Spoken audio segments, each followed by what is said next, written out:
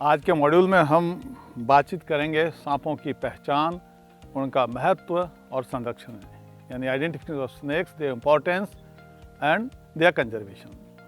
तो सांपों की हमें पहचान, हमने वर्गीकरण के बारे में हमारे पहले मॉड्यूल में जानकारी कर ली थी, उनको क्लासीफाई करते हैं। तो क्लासिफिकेशन हम करते क्यों हैं और उसका आधार क्या है, क्योंकि ये कारण और आधार ही उनकी पहचान का भी आधार बनता है। एक्चुअल में जो समानता या असमानता है, अलग अलग जातियों में कुछ समानता है, कुछ असमानता है।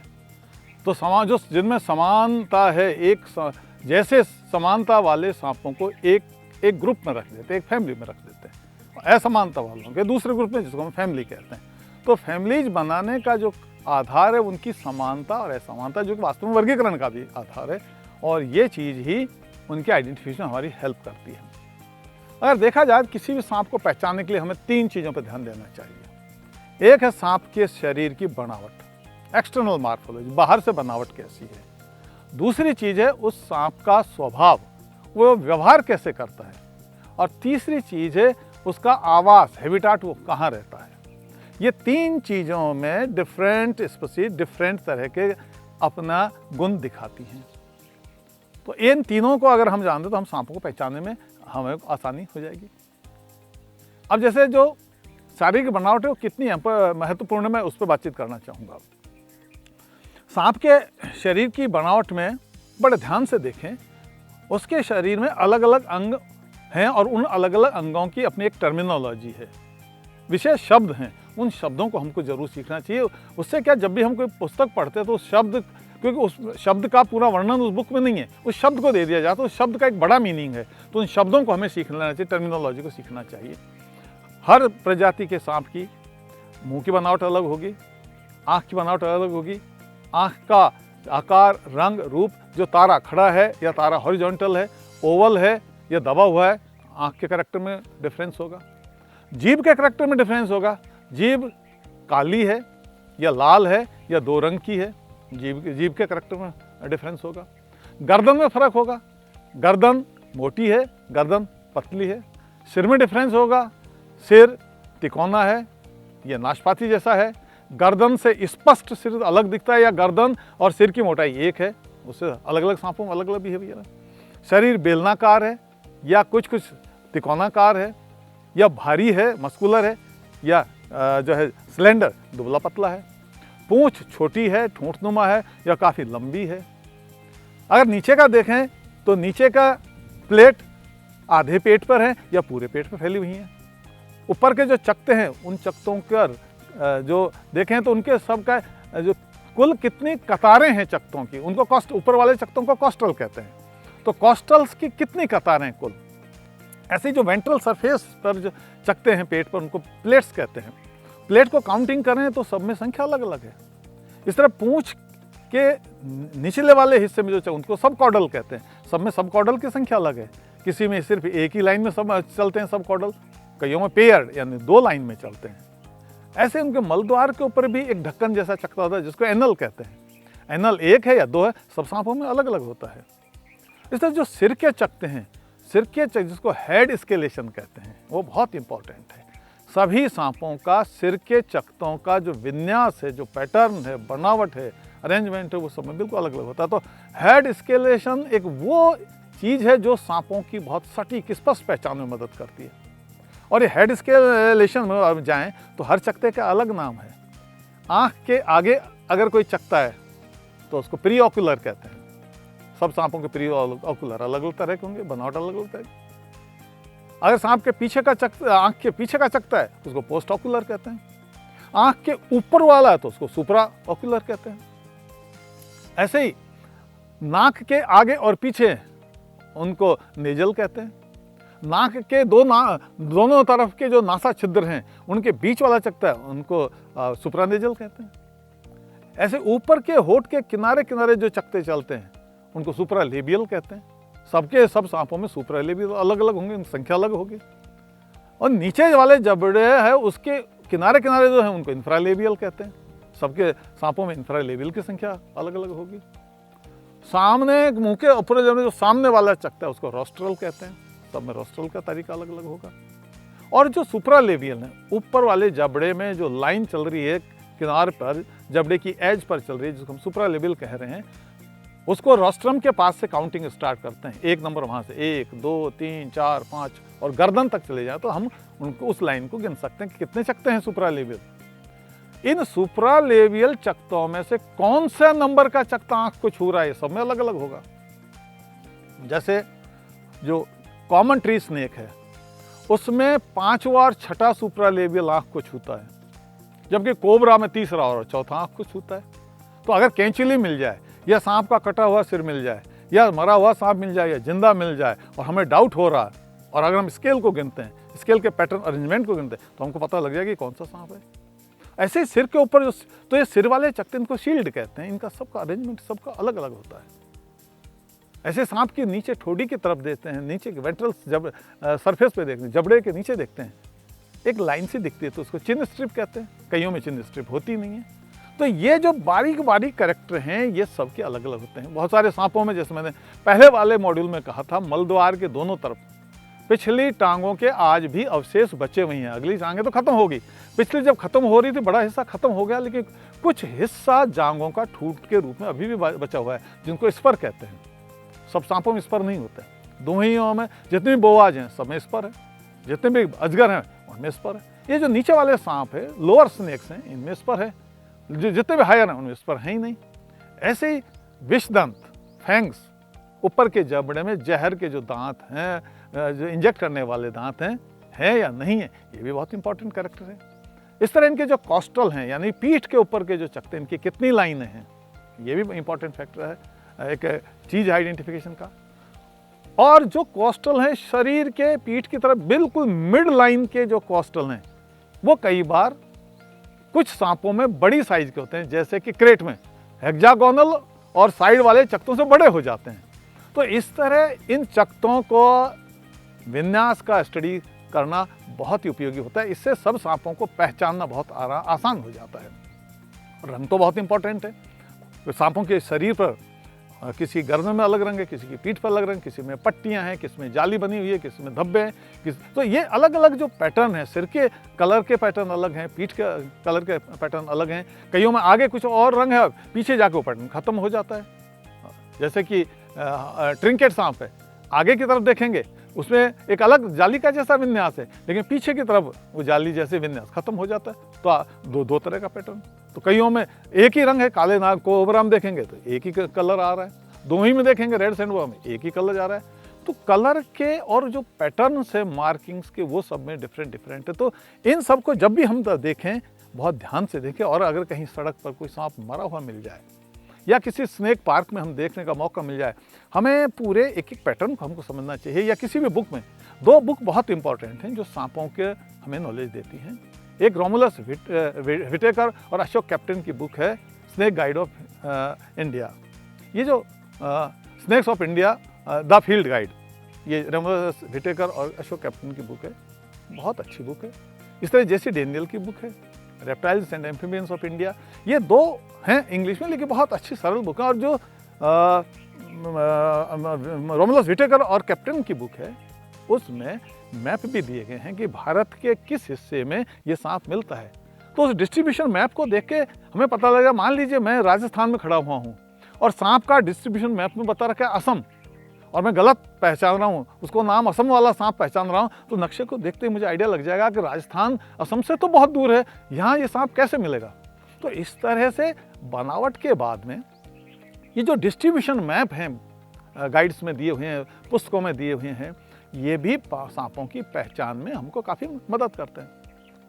इसी तरह जो स्वभाव है बहुत इंपॉर्टेंट है। कुछ सांप सुस्त होते हैं, कुछ बहुत एक्टिव होते हैं, कुछ दिन में एक्टिव होते हैं, कुछ रात में एक्टिव होते हैं, कुछ पेड़ों पर चलते हैं, कुछ पेड़ों पर नहीं चढ़ते, कुछ अपने शिकार के चारों तरफ घेरा डाल कर उसको कस के मार देते हैं, जैसे कि दुम्होई, सैंडबो, आपका पाइथन, ये चारों तरफ लिपट के उसको दम घोट देते हैं और दम घोट, कुछ सीधे ही उसको पकड़ते हैं, या कुछ सांपों के थूतन पर, स्नाउट पर आगे की तरफ 2 पिट होते हैं, खासतौर से पिट वाइपर्स में, अजगर में भी होते हैं, सुप्रालेबियल जो जॉन है वहाँ पर पिट होते हैं, लेकिन पिट वाइपर्स में छोटे छोटे 2 गड्ढे होते हैं। और इनके इस गड्ढे के सामने से, इनके मुंह के सामने से जैसे ही गर्म रक्त वाला कोई प्राणी निकलता है, उसके शरीर की गर्मी को इनका पिठ तुरंत महसूस करे, एक थर्मामीटर की तरह काम करता है, जैसे कि इनके बॉडी में, इनके सिर पे थर्मामीटर लगे हों, और ये बहुत कम ताप के चेंज को भी ये पहचान लेता है। कोई गर्म रक्त वाला प्राणी गया है सामने से,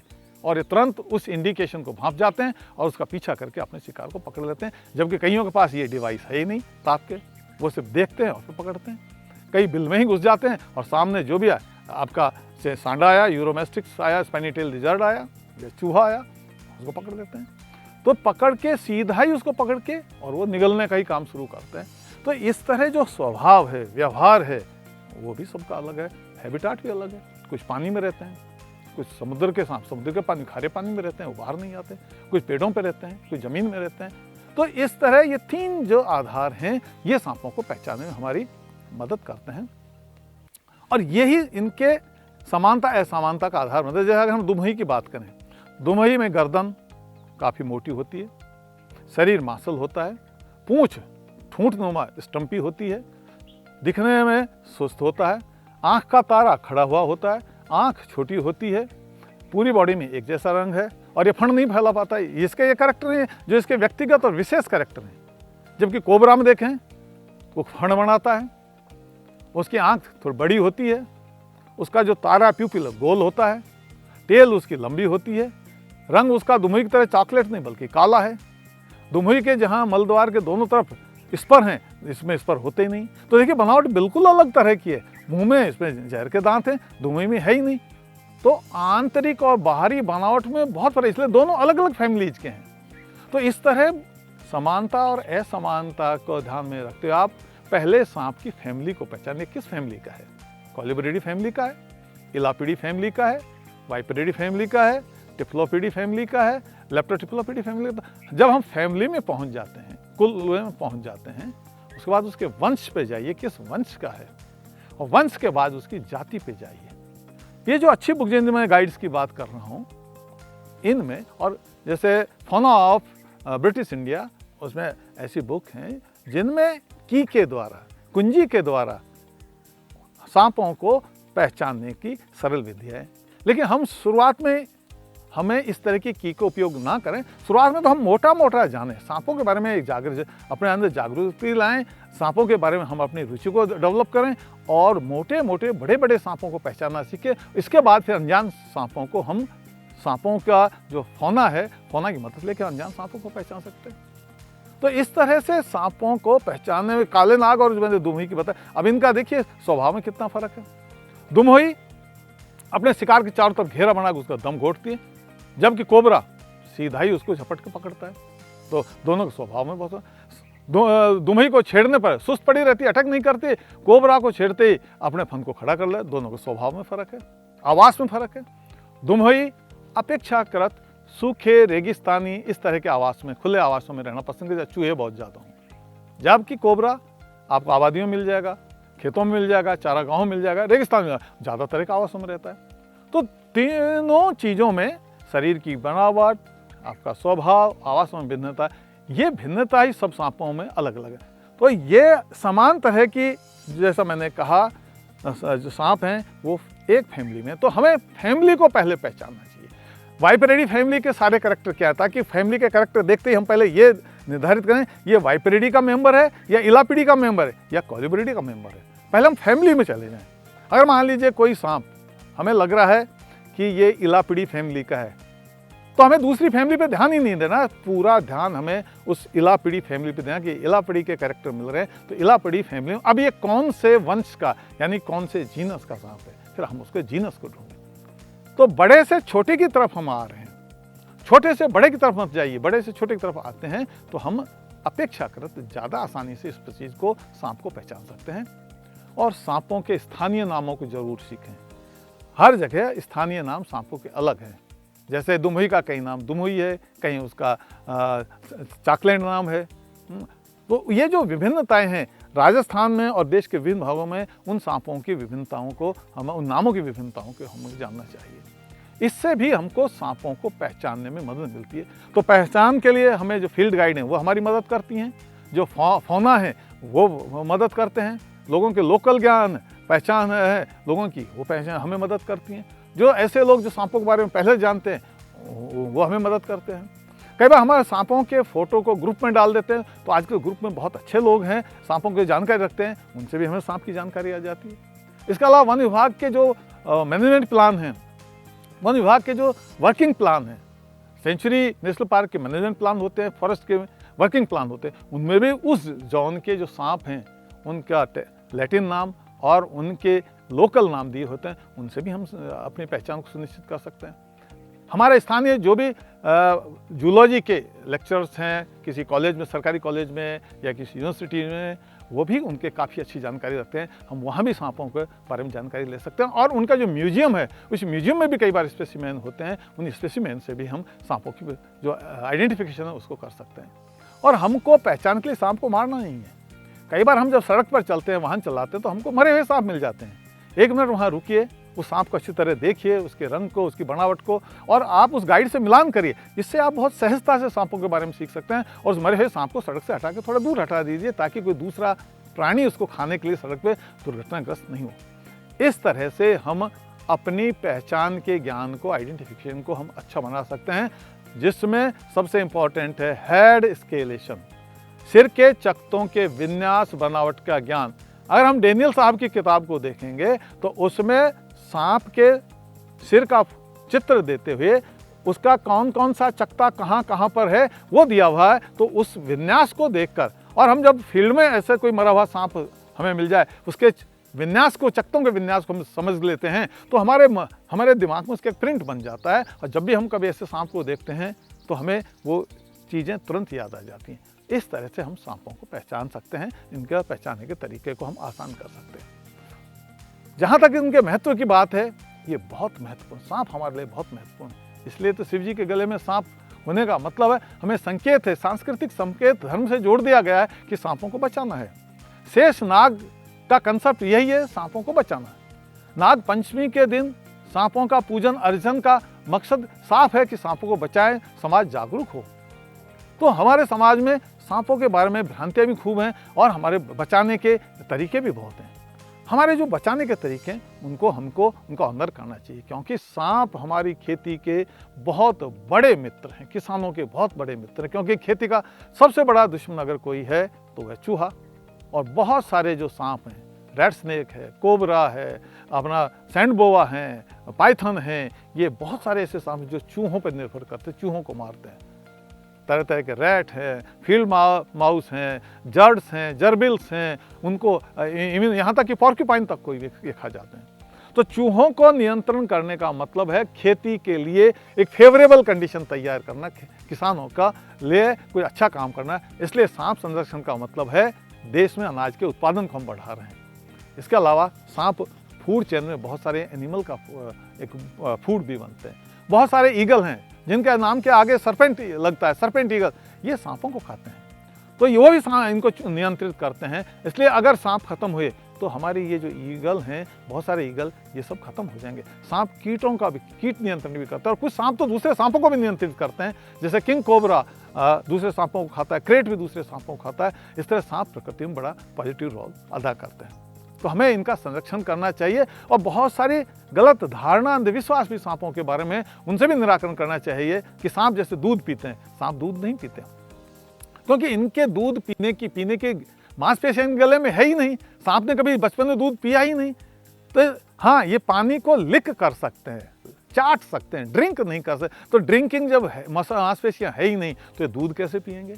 तो जबरदस्ती नाग पंचमी के दिन जब दूध पिलाने के लिए इनका मुंह जब दूध में डुबाया जाता है तो नाक भी दूध में डूब जाते हैं, और रेस्पिरेशन जब ये शुरू करते हैं तो दूध इनके लंग्स में चला जाता है। और लंग्स में जाने, कोई भी एक्सटर्नल बॉडी जब लंग्स में जाती है तो निमोनिया हो जाता है। तो आने वाले कुछ दिनों में बहुत सारे सांप निमोनिया और दूसरी कॉम्प्लिकेशन से ये मर जाते हैं। इसलिए हमको ऐसी चीज़ों से तो बचना चाहिए जो कि सांपों के संरक्षण में मदद दे सकती है। ऐसे बहुत सारे अंधविश्वास हैं कि सांप बूढ़ा होने पर उसके दाढ़ी और मूंछ आ जाती हैं। सांप एक रेप्टाइल है, उसकी बॉडी पे चकत्ते तो हो सकते हैं, हेयर नहीं आ सकते। हेयर मैमेलियन कैरेक्टर है, तो सांप के बॉडी पे कैसे आ जाएगा? इसलिए बहुत सी जगह है कि सांप धन की रक्षा करते हैं। जहाँ धन होगा वहाँ सफ़ेद रंग का सांप मिलता है।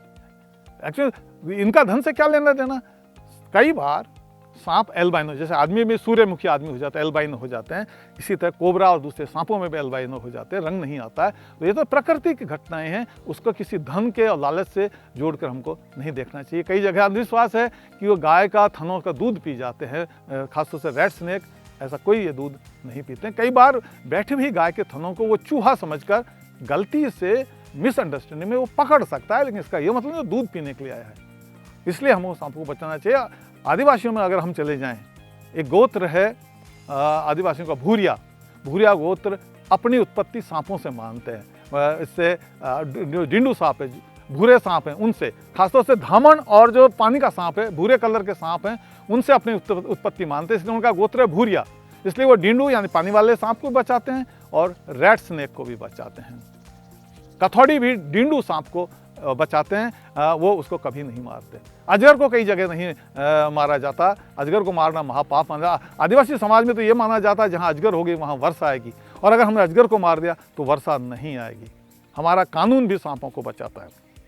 वाइल्ड लाइफ प्रोटेक्शन एक्ट 1972 में अजगर और अंडे खाने वाला सांप शेड्यूल फर्स्ट में टाइगर के बराबर सुरक्षा दी गई है, जबकि रेड स्नेक कोबरा को शेड्यूल सेकंड का पार्ट सेकंड में शामिल किया गया है, और बचे और सारे सांपों को शेड्यूल 4 में शामिल किया। सारे सांप प्रोटेक्टेड हैं कानूनी, इसलिए सांपों को मारना से अपराध माना जाता है। इसलिए हमें जनता को अवेयर करना चाहिए कि सांपों का संरक्षण करें, क्योंकि हमारी इकोनॉमी के लिए उनका होना बहुत ही ज़रूरी है। हम अपने बच्चों को भी जागरूक करें, खुद भी जागरूक हैं, इससे सांपों का संरक्षण हमारे देश में संभव होगा। बहुत बहुत धन्यवाद। Thank you very much.